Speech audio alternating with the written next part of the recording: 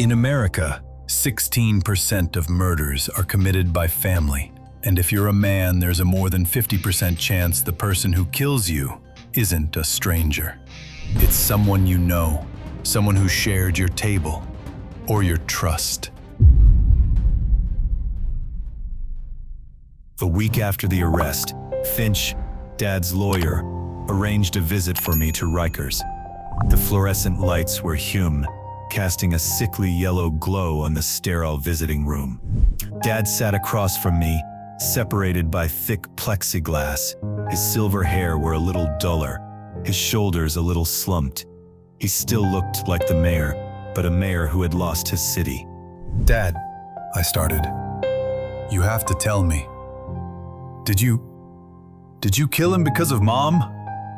I pulled the trigger, Jake. The words hit me like a physical blow, even though I expected them. My father, a murderer. My stomach churned. But why? I manage. The affair? Did he threaten Mom? Did he hurt her? He was a threat, Jake. To everything I hold dear. To my family. He was hurting us. I had to stop him. It was self-defense for my family. Finch is building the case. Self-defense. That's the truth I need you to understand. I wanted more, demanded more, details, exactly what kind of threat, how was he hurting them, but Dad just kept repeating, he was a threat to everything I hold dear, to my family. His eyes, however, carried a pain that screamed unspoken sacrifice. I interpreted it as the pain of a man who defended his wife from an aggressor and is now protecting her from the ugly details. I headed to Finch's office, where I sat in a conference room that costs more per hour than most people make in a week, watching my family's life get dissected by a man who charges $800 just to return phone calls. Randall Finch looked exactly like what you'd get if you ordered expensive defense attorney from a catalog, silver hair, perfectly styled, suit that probably costs more than my car, and the kind of confidence that comes from never having lost a case that mattered. He spread files across the mahogany table like he was playing solitaire with our lives. Let's be clear about what we're facing, Finch said, adjusting his Hermes tie. The prosecution will argue passion. They'll argue revenge. They'll paint a picture of a powerful man, undone by betrayal, but we have the truth. Mayor Richard Morrison acted in defense of his family. He has admitted to shooting Thomas Reed. He shot Thomas Reed when he found him assaulting his daughter, Emma, in their master bedroom. This isn't a question of who pulled the trigger. It's a question of why, and the why is self-defense. Defense of his child. Mom sat perfectly straight in her chair, looking like she was posing for a portrait titled Dignity Under Fire. Even now, even here, Margaret Morrison didn't have a hair out of place. Her hands were folded in her lap, her expression serene. She was wearing the navy Chanel suit she reserves for serious occasions, board meetings, campaign events, and apparently meetings about her husband's murder trial. She glanced at me, a look I couldn't quite decipher. Sympathy, fear, or something else. Richard didn't do this with malice, she said, her voice steady as a metronome. He came home, he heard something, he went to investigate. He found Emma. He acted as any father would. Finch nodded, satisfied with her confirmation of the narrative. And you, Mrs. Morrison, what did you hear? What did you see? I was asleep, Mom said. Richard came home around 11, had a nightcap, and we went to bed. I'm a light sleeper.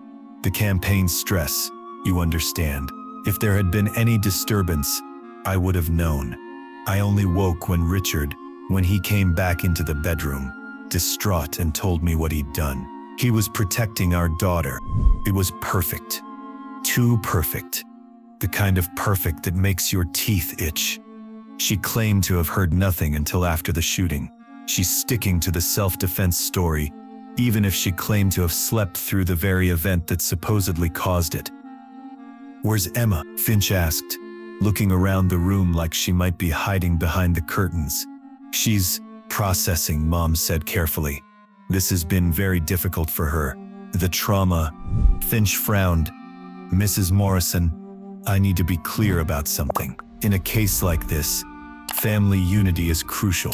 The jury needs to see a united front, a family that believes in the defendant's justification. If your daughter can't or won't participate in that narrative, if she can't corroborate the alleged assault, she'll participate, Mom said, but there was something sharp in her voice now, like a knife wrapped in silk. She will. I had been quiet through most of this, watching Finch treat my family like chess pieces on a board. But when he started talking about narrative management and controlling the story, something in me snapped. What if Dad's story isn't the whole story? I asked. Finch looked at me like I just suggested we defend Dad by claiming aliens did it. Excuse me? What if Thomas Reed wasn't just assaulting Emma? What if it was something else? And Dad still shot him to protect her, but for a different reason. Jake, Mom shouted, her voice carrying a warning I've heard since childhood, but Finch held up a hand. No, let him talk. What are you thinking, son? The timeline doesn't make sense to me. What was Thomas Reed doing at our house by that time of the night? How did he find his way to the master bedroom, let alone confront Emma? And Emma, she was so broken. It was more than just trauma from an assault. It was as if she was carrying a secret that contradicted what Dad had claimed. Finch leaned back in his chair, studying me like an interesting bug he's found under a microscope. Jake, I appreciate your concern for your father, but amateur investigations can be dangerous. They can uncover things that hurt more than they help. Sometimes the obvious answer is the right answer, even when we don't want it to be. Your father's confession, his claim of self-defense. That's the narrative we present. Anything else risks undermining his case entirely. But what if it's not the full truth? Then we let the professionals handle it, Finch said firmly. Your job, all of your jobs, is to present a united family front, supporting your father's act of desperate, justifiable defense.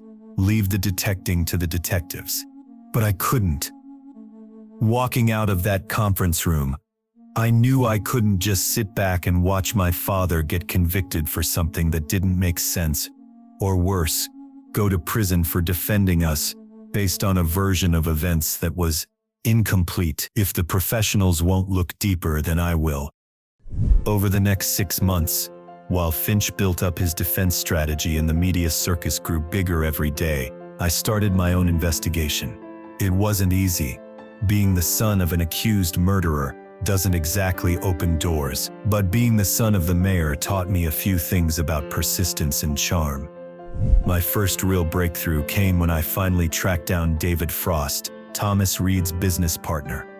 David had been avoiding reporters like they were carrying a plague, but I caught him leaving his office building one evening, looking tired and older than his 45 years. Mr. David, I'm Jake Morrison. He stops, recognizes me immediately. For a moment, I thought he's going to run. Instead, he sighed like a man carrying too much weight. I wondered when you'd show up, he said.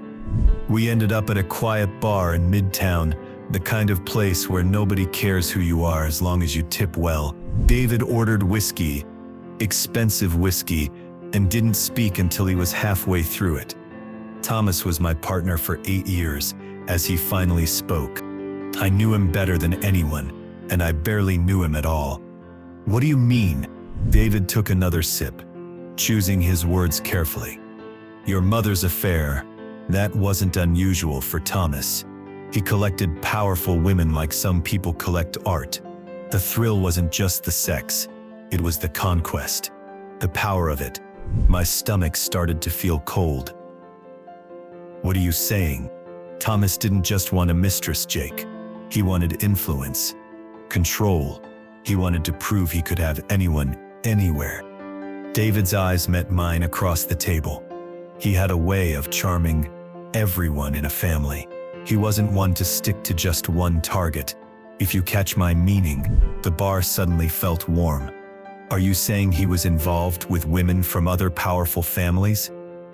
David didn't answer directly, but his uncomfortable silence said everything. Thomas was playing a very risky game. With everyone, he was pushing boundaries that put him in dangerous territory. I pressed him for more details, but David clammed up after that. He paid for both our drinks and left me sitting alone, wondering what other secrets my family has been keeping. The next piece of the puzzle came when I tracked down the downtown apartment. It took weeks of digging through property records and shell companies, but I finally identified the place. A high-end unit in Tribeca that Thomas had been renting under his business's name. Getting inside required some creative problem-solving and a sympathetic building superintendent who remembered Thomas as that arrogant guy who never tipped. What I found there made my blood run cold. It was exactly as the police described. Lavish, sterile, clearly a place for illicit rendezvous. I poked around, finding expensive champagne bottles, designer lingerie tags, and even a small framed photo. It was a blurry selfie of Thomas and a woman, half hidden by a hat and sunglasses, a clear attempt at disguise. My stomach dropped. Another mistress, or maybe just my mom in disguise.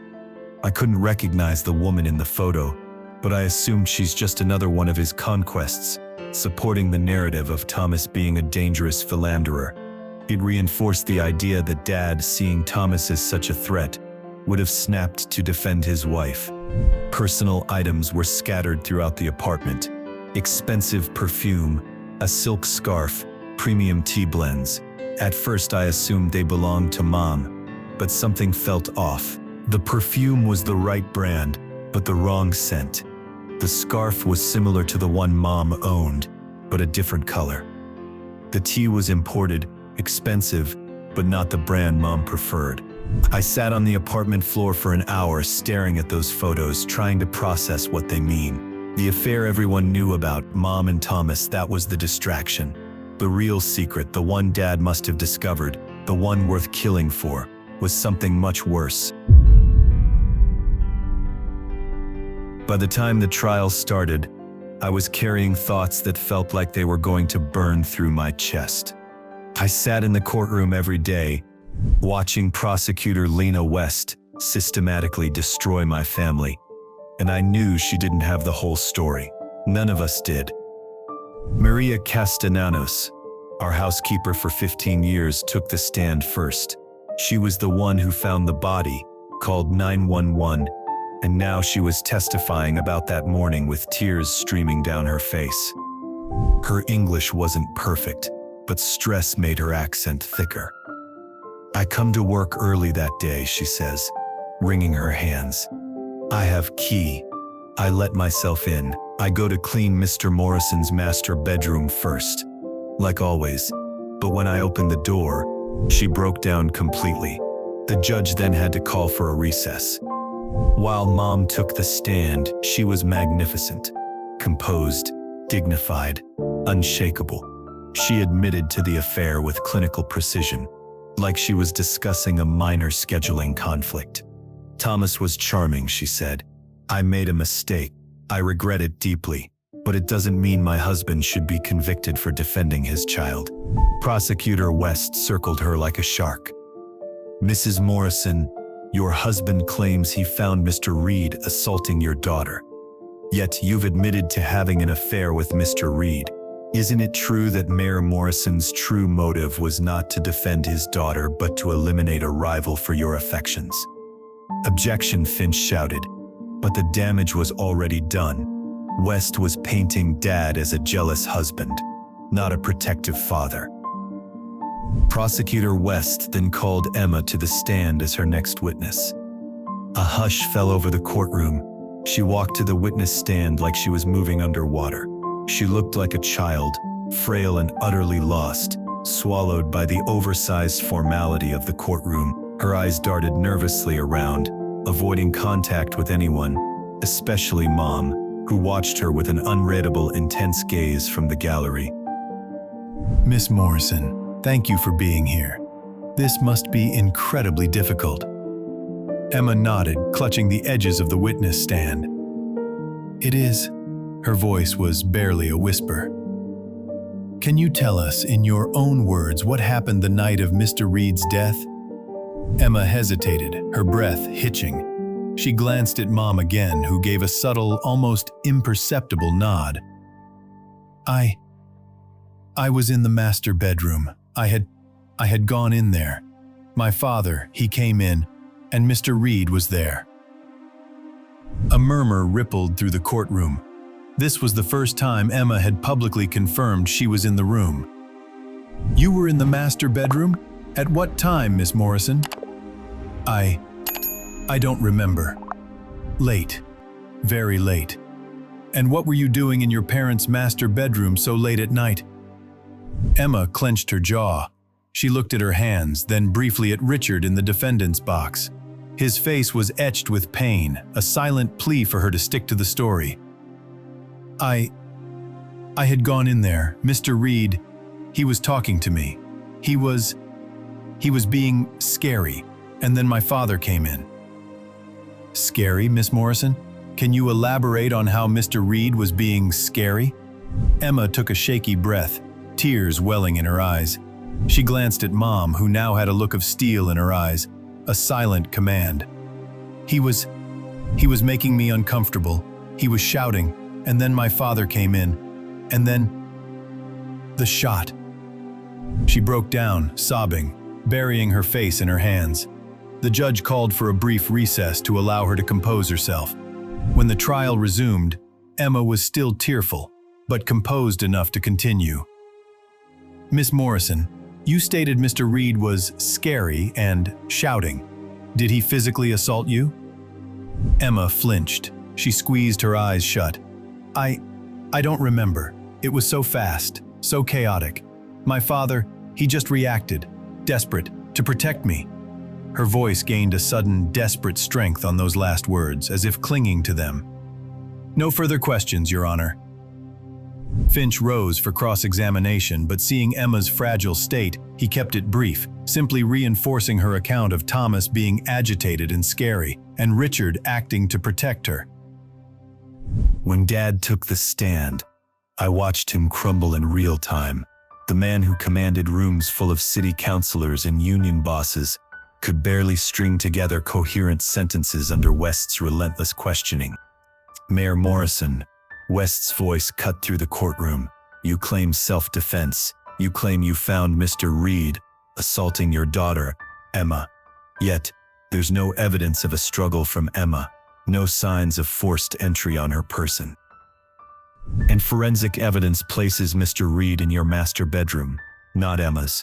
Furthermore, records show you knew about your wife's affair with Mr. Reed for months, perhaps even longer. Isn't it far more likely, Mayor, that you simply walked in on your wife with her lover, and in a fit of jealous rage, you killed him?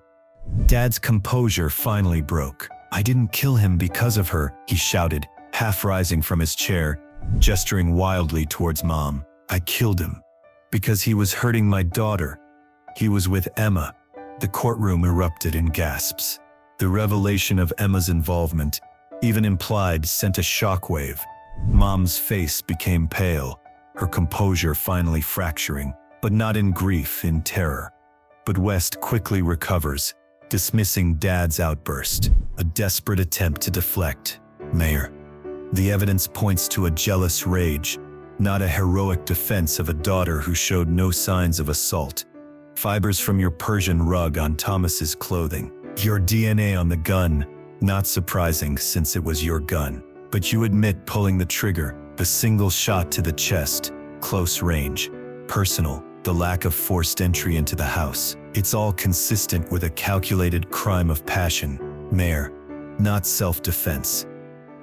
It was all adding up to a conviction for homicide, not self-defense, and I couldn't sit there and watch it happen. My father was going down for a murder he committed. Yes, but for the wrong reason. They were going to call him a jealous murderer, not the desperate, loving father I now knew him to be. And the real truth will remain buried, but Dad will still be condemned. So I did something incredibly stupid. Your Honor, I stood up in the gallery, my voice echoing through the courtroom. I need to say something. Chaos erupted. Finch was shouting objections. Bailiffs were moving toward me, and the judge was pounding his gavel like he's trying to break it. "I killed Thomas Reed," I shouted over the noise. "Not my father, me. I found him with Emma in the master bedroom, and I shot him because he was hurting her.